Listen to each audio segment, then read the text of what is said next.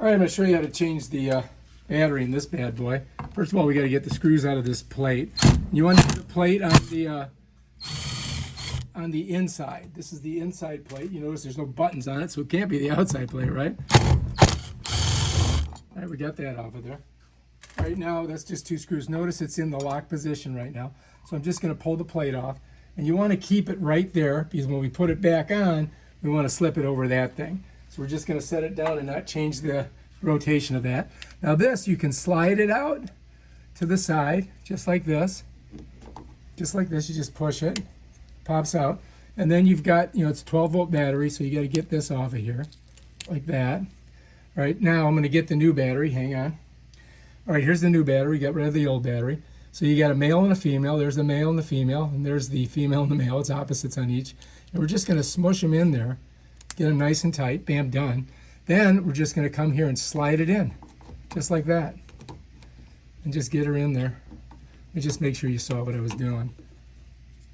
There's a little lip right here, so I've got to get it right in there like that. I mean, you could do it like this too. You could push it like that. That's easier probably for you.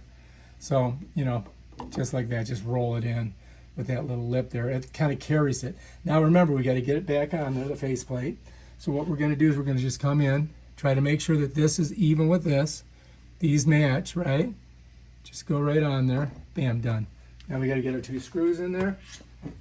And then Bob will be my uncle. There we go.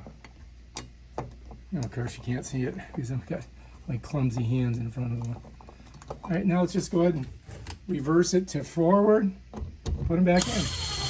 Bam. Bam. All right. Now this is the inside of the door. That's unlocked. That's locked. Let's unlock it. I'm going to come over to this side.